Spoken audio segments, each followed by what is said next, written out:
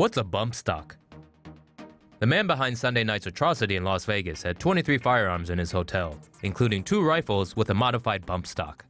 Regular semi-automatic rifles require the user to pull the trigger to fire a shot. Bump stock modifications essentially eliminate the need for this. They absorb recoil from the firing rifle and use it to bump the trigger into the shooter's stationary finger. This, combined with the forward positional pressure from the shooter, allows the gun to fire at a rate closer to that of a fully automatic weapon.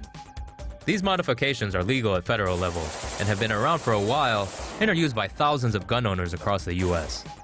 According to a pro-gun news site bearing arms, Sunday night's events are the first time the bump stock modification has been used in a mass shooting. But just how much of a role it played in that tragedy may bring the legality of bump stocks into question. Bullets, bombs, and ammo. Hasta la vista, comrade. The future of Russian artificial intelligence is here, and it can dual-wield handguns. Gulp. The final experimental demonstration object research robot, or FEDOR for short, is capable of accurately firing 2 pistols at the same time. Come 2021, Moscow expects to see FEDOR models aboard the ISS and helping cosmonauts tackle space missions. The machine can operate automatically or can be controlled by a human. Initially developed for rescue operations, Russia hopes to use FEDOR for military and educational purposes as well. Russia's deputy prime minister tweeted footage of the robot shooting guns in April. He said they're not making a Terminator, but artificial intelligence. Well, that's a relief, right? Right? Japan, US, and South Korea show Kim who's boss. Morbidly obese North Korean dictator Kim Jong-un may have lost some weight down the toilet recently. Why? 4 American F-35Bs and 2 B-1B bombers, along with 4 Korean F-15s and 4 Japanese F-2s, flew in sequential military drills this week. South Korean and American aircraft dropped live munitions at the Pilsong training range in South Korea. According to the U.S. Pacific Command, the exercises were conducted in response to North Korea's missile launch over Japan on September 14th. The Japanese and American aircraft flew over waters near the southwest coast of Japan. Kim's Russian and Chinese comrades also ran joint naval exercises near the Russia-DPRK border, and word is they weren't for his benefit. Frenemies much? The military is testing some new toys. The U.S. Army is developing a prototype assault rifle to replace outdated M16 rifles and its variants, such as the M4.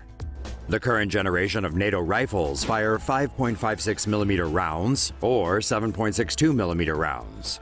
These measurements describe the bullet's diameter. The U.S. Army is testing several intermediate caliber bullets that fall between these 2 rounds. It is also testing cased telescoped ammo, which could be made of a plastic polymer material. Critics of the M4 rifle say the 5.56mm rounds it fires are less lethal at the longer distances required for modern warfare. Critics also cite improvements in enemy body armor, enemy use of bigger rounds, and jamming problems with the M16 and M4 as reasons the Army needs to upgrade its rifles. The new prototype rifle is expected to be ready by 2020. The Navy has a brand new badass toy. If you're a fan of video games, then you've surely heard of a railgun. Well, the US Navy has been testing a real one. The US Navy recently released test fire footage from November 2016 of its electromagnetic railgun.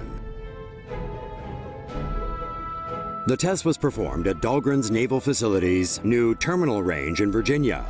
A railgun is comprised of 3 parts: a power source, a pair of parallel rails, and a moving armature. An electrical pulse is sent from the positive terminal of the power supply, up the positive rail, across the armature, and down the negative rail, back to the power supply. The loop induces a magnetic field around each rail that pushes on the projectile. This force is the Lorentz force. Using this force, railguns can fire projectiles at speeds of over 4,500 miles per hour. The projectile is a non-explosive shell filled with tungsten pellets inside an aluminum alloy casing. The casing falls away after the projectile leaves the barrel. Railguns require 20 to 32 megajoules of energy and can hit fixed targets up to 220 miles away. Targets are then destroyed by the projectile's massive kinetic force. The kinetic energy warhead destroys its targets by its extreme speed upon impact. This eliminates the hazards of carrying high explosives and having unexploded ordnances scattered on the battlefield.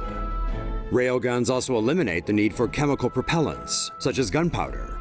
This means they could be potentially much cheaper to operate and can fire faster than current naval weaponry.